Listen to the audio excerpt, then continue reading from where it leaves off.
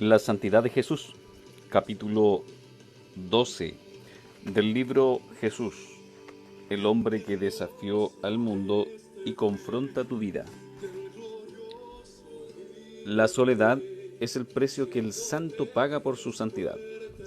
Tozer.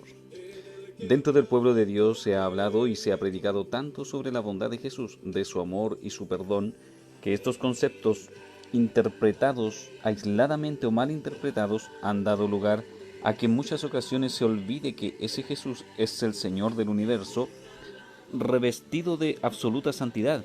Como tal, Jesús merece la misma reverencia que Dios Padre porque es uno en esencia con Él. Raramente se ve a Jesús airado en los evangelios. Tal vez sea esa una de las razones por lo que se le percibe más bien como el que todo lo acepta sin nunca juzgar o castigar. Y esto ha llevado con frecuencia incluso a los creyentes al irrespeto o la valoración inferior de la persona de Jesús. El Evangelio de Juan registra un hecho ocurrido durante la Pascua judía en el que se ve la ira de Jesús desbordando en el templo de Jerusalén. Juan capítulo 2 versículos 13 al 17. Al presenciar cómo se mercadeaba en el templo y cómo los cambistas de dinero y los vendedores negociaban con los animales que debían ser usados para los sacrificios hechos en el templo, la violación de la santidad de Dios provocó la ira santa de Jesús. Durante la Pascua, el pueblo judío conmemoraba la última plaga enviada por Dios al pueblo de Egipto antes de que salieran al desierto, Éxodo capítulo 12. Para ellos era la fiesta más importante y estaba establecido con carácter obligatorio que los hombres de más de 20 años de edad asistieran al templo para esa fecha a ofrecer sacrificios por sus pecados. Viajaban a Jerusalén desde las distintas áreas de Israel y del resto del Imperio Romano en las que vivían dispersos. Viajar con los animales para el sacrificio resultaba muy complicado. Los judíos decidieron entonces establecer un negocio de venta de animales para ofrecerlos a los viajeros y esto se hacía en los atrios del templo. Por otro lado, los viajeros necesitaban cambiar su dinero a la moneda local y de este intercambio los judíos también hicieron otro negocio. Los cambistas cobraban altas sumas de dinero, lo que convertía al negocio en una verdadera usura, y también lo hacían en el templo. Todo esto violaba la santidad de Dios y esa violación fue la razón por la que Jesús reaccionó de manera airada, tumbando las mesas de los cambistas y echando fuera del templo a todo el mundo. Es interesante ver cómo Jesús supo tolerar que lo llamaran bebedor y glotón, pero cuando se violó la santidad del templo y por lo tanto de Dios, reaccionó con una ira santa. Después de limpiar el templo de sus negocios, vemos cómo Jesús hace uso de esta frase que aparece en Juan capítulo 2, versículo 19. Destruid este templo y en 3 días lo levantaré. Con estas palabras Jesús se está refiriendo a su muerte y su resurrección. Juan capítulo 2, versículo 22. Es bueno hacer la observación de que el templo de Israel, al igual que el tabernáculo, era considerado el lugar donde habitaba la presencia de Dios. Cuando Jesús expresa destruid este templo y en 3 días lo levantaré, lo dice considerando que en su persona habitaba la plenitud de Dios. Colosenses capítulo 2 versículos 8 al 9, como lo explicamos en el capítulo 2. Por eso Jesús llama templo a su propio cuerpo, de donde se deduce que la santidad de Dios Padre es la misma del Dios Hijo. Haber violado la santidad del Padre significa haber violado la santidad del Dios Trino. Este pasaje del Evangelio de Juan explica por sí solo la santidad del Dios hecho hombre. La santidad de Dios es la persona de Jesús, es manifestada en diferentes encuentros. En Lucas capítulo 5, versículo 4 al 8, leemos sobre uno de esos momentos. Cuando terminó de hablar, dijo a Simón: Sal a la parte más profunda y echad vuestras redes para pescar. Respondiendo Simón dijo: Maestro, hemos estado trabajando toda la noche y no hemos pescado nada, pero porque tú lo pides, echaré las redes. Y cuando lo hicieron, encerraron una gran cantidad de peces, de modo que sus redes se rompían. Entonces hicieron señas a sus compañeros que estaban en la otra barca para que vinieran a ayudarlos, y vinieron y llenaron ambas barcas de tal manera que se hundían. Al ver esto, Simón Pedro cayó a los pies de Jesús, diciendo: Apártate de mí, Señor, pues soy hombre pecador. Cuando Jesús instruye a Pedro a mover la barca un poco más allá y a echar las redes del otro lado, es muy probable que todo tipo de pensamientos cruzaran por la mente de Pedro. Quizás pensó que Jesús no tenía más experiencias que ellos, o que Jesús los estaba subestimando como pescadores. Cuando Pedro vio que las redes se llenaron de peces, miró a Cristo y le dijo: Apártate de mí, Señor, pues soy hombre pecador. En vez de alegrarse por lo ocurrido, o en lugar de haber invitado a Jesús a quedarse con ellos, la reacción de Pedro no fue de alegría, sino de remordimiento de conciencia al verse confrontado por la santidad de la persona que tenía enfrente. ¿Qué es lo que hace que Pedro reaccione de ese modo? No es el despliegue de poder, porque él había visto de parte de Jesús manifestaciones como esas en ocasiones anteriores. Es la santidad de Dios develada en ese momento lo que lo atemorizó, como bien explica Sproul. Nadie puede permanecer impasible cuando la santidad de Dios es revelada por completo. Pedro se vio tal cual él era y sintió miedo. El encuentro con la santidad de Dios nos permite vernos en toda nuestra pecaminosidad, y esa experiencia es traumática para el hombre. Igual le sucedió al profeta Isaías cuando vio el trono de Dios y vio a aquel que es alto y sublime. Isaías capítulo 6 versículos 1 al 8. Inmediatamente proclamó: ¡Ay de mí, que soy muerto, porque siendo hombre inmundo de labios y habitando en medio de pueblo que tiene labios inmundos, han visto mis ojos al Rey, Jehová de los ejércitos! Pedro, Juan y Jacobo tuvieron también un encuentro con la santidad de Jesús. Mateo capítulo 17 versículos 1 al 6, en el monte de la transfiguración. Estos tres discípulos vieron la gloria de Dios reflejada en la persona de Jesús. El Dios hecho hombre se transfiguró ante ellos, su rostro resplandeció, y al resplandecer sus vestiduras perdieron el color. Pedro, Juan y Jacobo tuvieron miedo, como una reacción natural del hombre pecaminoso cuando ve manifestada la santidad de Dios en toda su dimensión. No solo los discípulos tuvieron encuentros con la santidad de Dios, sino que otras personas también, como los soldados romanos que fueron al huerto de Getsemaní a apresarlo. Juan capítulo 18 versículos 3 al 6 describe esta ocasión cuando los soldados fueron a apresar a Cristo. Jesús pregunta a los soldados: ¿a quién buscáis? A lo cual los soldados responden: a Jesús el Nazareno. Cuando Jesús exclama: yo soy, inmediatamente los soldados retrocedieron y cayeron a tierra. La expresión yo soy, pronunciada por Jesús en el huerto de Getsemaní en el momento del encuentro con los soldados romanos, lo identificó ante ellos como el yo soy que se reveló a Moisés. Éxodo capítulo 3 versículo 14. Y en ese momento la maldad de los soldados se vio confrontada por la santidad de Cristo. Por eso cayeron al suelo. La santidad de Dios es traumática e intolerable para el hombre pecador. De ahí que el cuerpo humano de Jesús durante su encarnación sirviera más bien para ponerle un velo a su santidad. Velar su santidad era una forma para que las personas pudieran acercársele y relacionarse más fácilmente con él. Posteriormente también Pablo tuvo un encuentro con la santidad del Cristo resucitado. Hechos capítulo 9 versículos 3 al 6. Cuando hablamos de la santidad de Cristo nos referimos a la manifestación gloriosa de su majestad y de su condición de pureza. En el camino a Damasco Jesús se le revela a Pablo, y en el momento de la manifestación el reflejo de su santidad resultó tan traumático que Pablo no solo cayó al suelo, sino que quedó ciego por 3 días.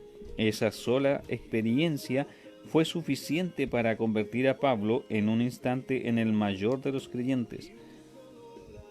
Nadie experimenta la manifestación de la santidad de Jesús sin tener una experiencia transformadora. No solo Pedro en la barca, los discípulos en el monte de la transfiguración, los soldados romanos en el huerto de Getsemaní, Pablo camino a Damasco, sino también Juan en la isla de Patmos. tuvo una experiencia traumática con la santidad de Jesús. Al final del relato bíblico en Apocalipsis capítulo 1 versículos 9 al 17 se lee acerca de la experiencia de Juan, donde él tuvo un encuentro con la santidad de Jesús. Ante el despliegue de Jesús en toda su santidad, Juan cayó como muerto y solo reaccionó al recibir palabras de consolación de parte del mismo Jesús. No temas, yo soy el primero y el último, y el que vive, y estuve muerto, y he aquí estoy vivo por los siglos de los siglos, y tengo las llaves de la muerte y del Hades. Apocalipsis capítulo 1 versículos 17 al 18, significando: yo estoy en control de todo cuanto ha existido, existe y existirá en todo lugar. La primera reacción de Juan fue de asombro y de temor. De nuevo, ver a Dios en toda su santidad y al mismo tiempo verse confrontado en su pecaminosidad es algo que no le es fácil al hombre experimentar. Esta es la razón por la que Dios no le permitió a Moisés ver su gloria. En Éxodo capítulo 33, versículos 18 al 23, leemos lo siguiente: entonces Moisés dijo: te ruego que me muestres tu gloria.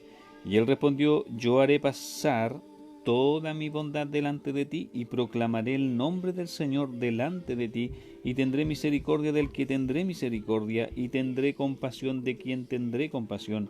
Y añadió: no puedes ver mi rostro, porque nadie puede verme y vivir. Entonces el Señor dijo: he aquí hay un lugar junto a mí, y tú estarás sobre la peña, y sucederá que al pasar mi gloria, te pondré en una hendidura de la peña, y te cubriré con mi mano hasta que yo haya pasado. Después apartaré mi mano, y verás mis espaldas, pero no se verá mi rostro. Cuando Dios hizo esto, Moisés se apresuró a inclinarse a tierra y adoró. Éxodo capítulo 34, versículo 8. Al bajar Moisés del monte, la piel de su rostro resplandecía y tuvieron temor de acercarse a él. Éxodo capítulo 34, versículo 30. Lee también los versículos 31 al 35. Esa es la misma santidad que resplandecía en Cristo en algunas ocasiones y que llenaba de temor a aquellos que la contemplaron. En todos y cada uno de los casos analizados, la respuesta de estos hombres al encontrarse frente a frente con la santidad de Jesús fue la de postrarse rostro en tierra, llenos de temor y reverencia. Jesús, aunque es el amigo y el intercesor ante el Padre de todos los creyentes, no deja de ser el Señor del universo. A Él se le debe reverencia absoluta.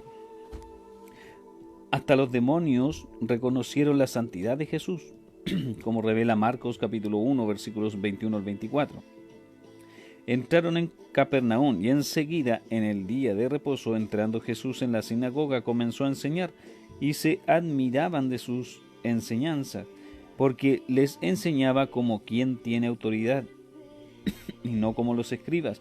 Y aquí estaba en la sinagoga de ellos un hombre con un espíritu inmundo, el cual comenzó a gritar diciendo: ¿qué tenemos que ver contigo, Jesús de Nazaret? ¿Has venido a destruirnos? Yo sé quién eres, el Santo de Dios.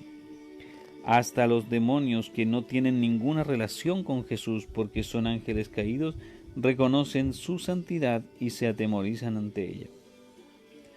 La santidad de Jesús y la supremacia de su señorío. En el Salmo 110, verso 1, en la Biblia de las Américas, aparece esta expresión: dice el Señor a mi Señor, siéntate a mi diestra hasta que ponga a tus enemigos por estrado de tus pies. La palabra Señor en mayúscula es usada en esta traducción para referirse al nombre Jehová, y la palabra Señor con solo la S en mayúscula traduce otros nombres, y en este caso del Salmo 110 está traduciendo el nombre Adonai. Por eso en el original este salmo aparece escrito de esta forma: dice Jehová a Adonai, lo que equivaldría a decir: dice Dios Padre a Dios Hijo, siéntate a mi diestra. La diestra del Padre es símbolo de autoridad, y es el Hijo quien ocupa ese lugar, como revela Hebreos capítulo 10, versículo 12. Pero él, habiendo ofrecido un solo sacrificio por los pecados para siempre, se sentó a la diestra de Dios. La palabra Adonai es una palabra compuesta. Adón equivale a Señor y el sufijo ai lo convierte en un plural de majestad. Podríamos pensarlo como un supremo Señor, como realmente Cristo es. Por eso Él es llamado Rey de Reyes y Señor de Señores. Apocalipsis capítulo 19, versículo 16.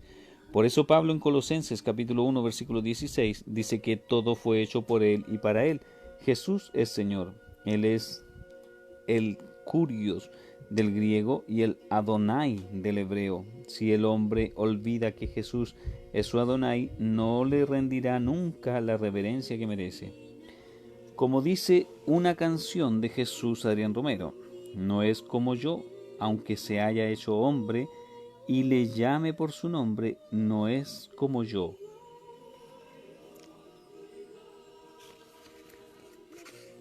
Conclusión: buscad la santidad sin la cual nadie verá al Señor, dice la palabra en Hebreos capítulo 12, versículo 14.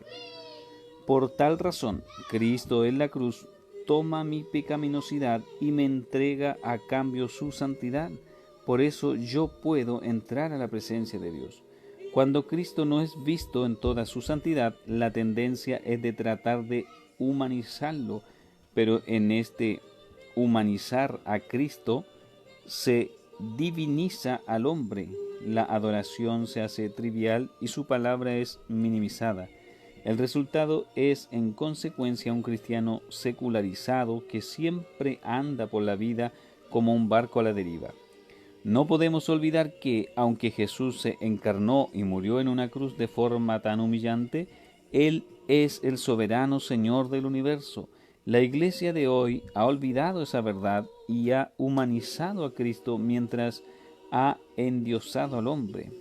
En la India, que es un país en cuya cultura el respeto y la reverencia juegan un papel tan importante, los hijos, para referirse a los padres, no los llaman simplemente papá y mamá, que sería pita y mata, así se pronuncia en su idioma, sino que los nombran como Pitaji y Mataji, pronunciados así, que equivale a papá señor y mamá señora, respectivamente.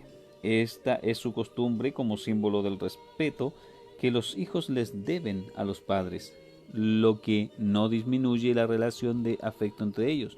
Del mismo modo, en la relación con Jesús no se puede perder el sentido de que Jesús es Dios y Dios es el soberano Señor. Preguntas: ¿cuál fue la reacción natural que hombres comunes como Pedro, Pablo o los soldados romanos tuvieron al tener un encuentro con la santidad de Dios? ¿Por qué? ¿Qué implicaciones tiene la declaración bíblica de que sin santidad nadie verá a Dios? ¿Cuál es la esperanza del pecador ante tal declaración? ¿Qué cosas han contribuido a que el cristiano no tenga un alto concepto de la santidad de Jesús? ¿Qué consecuencias ha tenido para la iglesia de hoy humanizar a Cristo y dejar a un lado su santidad? La palabra santo tiene dos significados principales. Investiga cuáles son.